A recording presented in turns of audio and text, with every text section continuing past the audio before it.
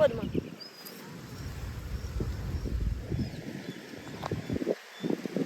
அது விதைக்கிட்டு அங்கே மேலே இருக்கிறது. ஹாய் எல்லாருக்கும் வணக்கம், welcome back to our channel. இப்போ தான் ஃபஸ்ட் டைம் நம்ம வீடியோவை பார்க்குறீங்க அப்படின்னா பிடிச்சிருந்ததுன்னா கடைசி வரைக்கும் பாருங்கள். பிடிச்சிருந்ததுன்னா சப்ஸ்கிரைபும் பண்ணிக்கோங்க. நான் யூடியூப்பில் லாங் வீடியோ போட்டு ஒரு 2 மாதம் இருக்குங்க. லாஸ்ட் டைம் போடும்போதே நினச்சேன் இனி கன்சிஸ்டண்ட்டாக போடணும் அப்படின்னு. பட் வந்து சுத்தமாக டைம் கிடைக்கல. இனிமேல் எப்படி போகுதுன்னு பார்க்கலாங்க. இப்போ வீடியோக்குள்ளே போகலாம். இந்த மாதிரி ஒரு லாங் வீடியோ இதுக்கு முன்னாடி நம்ம சேனலில் நான் போட்டதில்லை. பிடிச்சிருந்ததுன்னா பாருங்கள். வீட்டுக்கு தேவையான காய்கறிகள் வந்து நம்ம தோட்டத்துலேயே விளை வைக்கணும் அப்படின்னு நான் எப்போவுமே யோசிப்பேங்க. ஏன்னா முன்னாடியெல்லாம் மார்க்கெட் போய் வெஜிடபிள்ஸ் எல்லாம் வாங்கவே மாட்டாங்க. நிறைய காய்கள் வந்து தோட்டத்துலேயே இருக்குங்க. கேரட்டு, உருளைக்கிழங்கு, அப்புறமா சீசன் இல்லாத டைமில் ஆனியன், இதெல்லாம் மட்டும்தான் வெளியே வாங்கிட்டு இருந்தோம். பட் இப்போ பார்த்தீங்கன்னா எல்லா காயுமே வெளியே தாங்க வாங்குற மாதிரி இருக்குது. என்ன தான் நம்ம தோட்டத்திலேயே போடணும்னு நினச்சாலும் முடியறதில்ல. மயில், முயல் அதோட தொல்லை ஒரு பக்கம், அதுக்கப்புறம் நம்மளும் களைக்கொல்லி அடிக்கிறோமா, அதனால பெருசாக எதுவுமே வளர்றதில்ல. இந்த டைம் வந்து கொஞ்சமாக வச்சு பார்ப்போம் அப்படின்னு வீட்டில் வந்து நாற்று விட்டுருந்தேங்க. க்ரோ பேக்கில் தான் விதையெல்லாம் போட்டு நாற்று விட்டுருந்தேன். கேப்சிகம் விதை வந்து வீட்டில் விட்டுருந்தேங்க. அதில் ஒரு 10 தலைஞ்சிருந்தது.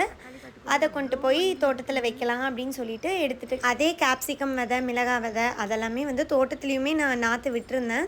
அங்கே எதுவுமே சரியாகவே முளைக்கல. முளைச்சதுமே வந்து முயல், வண்டு அதெல்லாமே கடிச்சு விட்டுருச்சு. வீட்டுக்கிட்ட விட்டதில் மட்டும் நல்லாவே தலைஞ்சிருந்ததுங்க. அதை எடுத்துகிட்டு வந்து இன்றைக்கி தக்காளி பாத்திக்குள்ளேயே நட்டி வச்சிட்டேன். அப்பாவும் இன்றைக்கி தான் தண்ணி பாய்ச்சிருந்தாரு.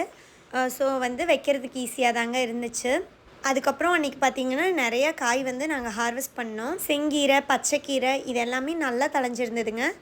வச்சு வந்து ஒரு 40 டேஸ் தாங்க ஆச்சு. நாங்கள் இது ஹார்வெஸ்ட் பண்ணது வந்து ஒரு 3-4 டேஸ் லேட்டு. பூ வராதுக்கு முன்னாடியே நம்ம வந்து கீரை யூஸ் பண்ணிடணும். அப்போ தான் ரொம்ப டேஸ்ட்டாக இருக்கும். பூ வந்துருச்சுன்னா அதுக்கு மேலே தளவு வராது. கீரையுமே பார்த்திங்கன்னா முத்தி போயிடும். அப்புறம் டேஸ்ட்டுமே இருக்காது. நாங்கள் இன்னும் ஒரு 4-5 நாள் கழித்து அறுத்துருந்தோம்னா பச்சை கீரையெல்லாம் பார்த்திங்கன்னா நல்லாவே முத்தி போயிருந்திருக்கும். பட் இதுவே வந்து டூ லேட் இல்லை, நல்லா தாங்க இருந்தது. அப்புறம் செங்கீரை வந்து கரெக்ட் டைமுக்கு ஹார்வெஸ்ட் பண்ணிட்டு வந்தாச்சு. அப்புறம் தக்காளி காட்டுக்கு தண்ணி பாயும் இல்லைங்களா, அந்த வாய்க்கால்லையே வந்து அவரைக்காய், வெண்டைக்காய் அதெல்லாமே அம்மா வந்து போட்டு விட்டுருந்தாங்க.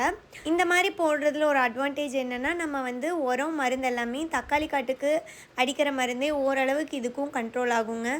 உரமுமே அதுக்கு போடுறதே நம்ம இதுக்கும் போட்டுக்கலாம். அப்படி பிளான் பண்ணி தாங்க இந்த விதையெல்லாமே இங்கே விதைச்சது.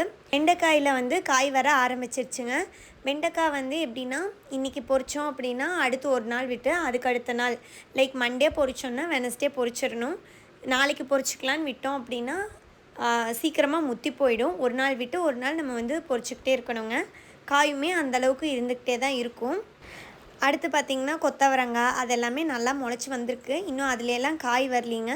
அவரைச்செடியுமே பார்த்திங்கன்னா நல்லா தலைஞ்சிருக்கு. இன்னும் காய் வரல, பூ வரைக்கும் வந்திருக்குங்க. இன்னும் கொஞ்ச நாள் ஆச்சுன்னா அவரைக்காயுமே நம்மளுக்கு கிடச்சிரும். அடுத்து பார்த்திங்கன்னா நான் போயிருந்தது வந்து ஈவினிங் டைமுங்க. ஒரு 5 மணி அந்த மாதிரி இருக்கும். நம்ம பக்கத்து தோட்டத்தில் வந்து வெள்ளை சோளம் போட்டிருக்குறாங்க. அதுக்கு அவ்வளோ பச்சைக்கிளி, எனக்கு தெரிஞ்சு ஒரு 500+ இருக்கும். அதெல்லாம் ஹார்வெஸ்ட் பண்ணால் தான் நம்மளுக்கு தெரியும்.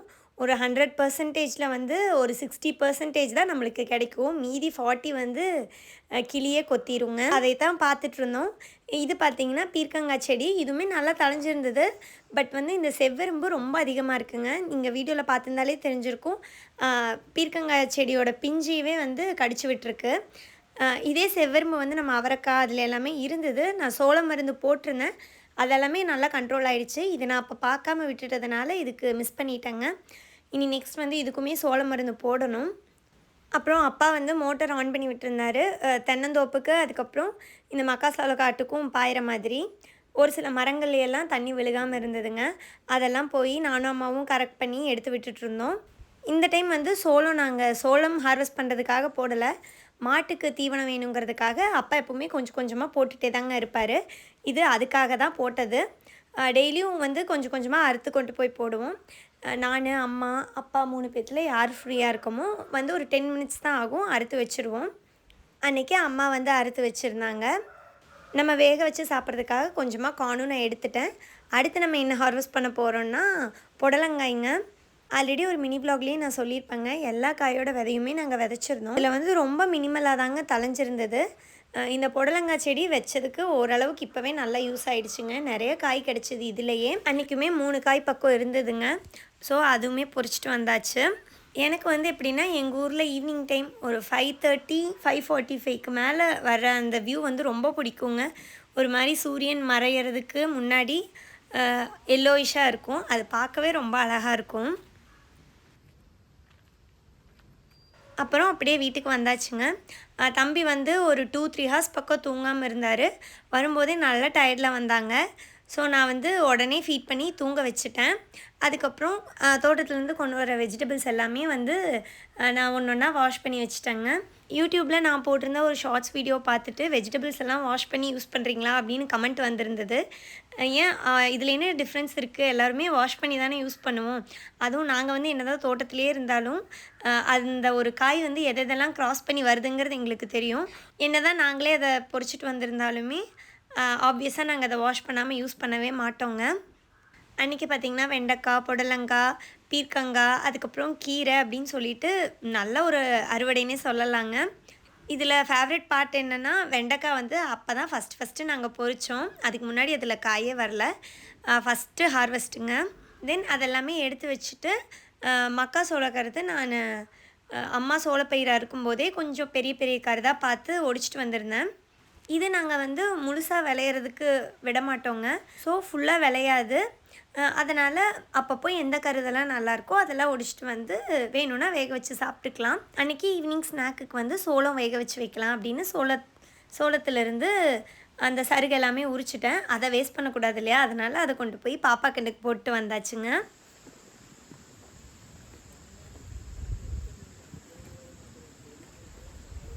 மக்காசோளம் ஓரளவுக்கு நல்லா விளைஞ்சிருக்கு அப்படின்னா அதை வந்து குக்கரில் வச்சு தாங்க வேக வைக்க முடியும். பட் இது ரொம்ப பிஞ்சான ஸ்டேஜுங்கிறதுனால இட்லி பாத்திரத்துலேயே வச்சு வேக வச்சுக்கலாம்.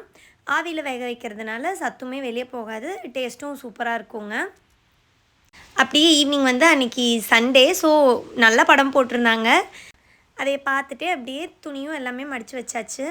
ஏன்னா தம்பி எழுந்திரிச்சிட்டாங்க அப்படின்னா ஒரு வேலையும் பண்ணவே முடியாதுங்க. நாங்கள் வந்து எங்கள் வீட்டில் மோஸ்ட்லி டெய்லியும் வாஷ் பண்ணுவோம். அதே சமயம் டெய்லியும் மடிச்சும் எடுத்து வச்சுருவோங்க. அப்படியே ஈவினிங்கில் வந்து ஒரு பூஜையும் போட்டாச்சுங்க. இட்லி பாத்திரத்தில் வச்சு நான் இண்டக்ஷனில் தாங்க வச்சு விட்டுருந்தேன். டைமரில் 30 மினிட்ஸ் செட் பண்ணி விட்டுட்டேன். அதுவே ஆஃபும் ஆகிக்கும். 30 மினிட்ஸ்லேயே சோளம் வந்து நல்லாவே வெந்திருந்தது. அதை பார்த்துட்டே அப்படியே சூப்பராக படமும் பார்த்துட்டு இருந்தோம். இன்றைக்கி கொண்டு வந்த பீர்க்கங்காய் வச்சு அம்மா வந்து நைட்டு டின்னருக்கு சட்னி செஞ்சுருந்தாங்க. தோசையும் பீர்க்கங்காய் சட்னியும். அவ்வளோதாங்க, இந்த வீடியோட எண்டுக்கு வந்தாச்சு. இந்த வீடியோஸ் எல்லாம் பிடிச்சிருக்கு, கண்டினியூஸாக பார்க்கணுன்னு நினைக்கிறீங்கன்னா சப்ஸ்கிரைப் பண்ணிக்கோங்க. தேங்க்ஸ் ஃபார் வாட்சிங். பாய்.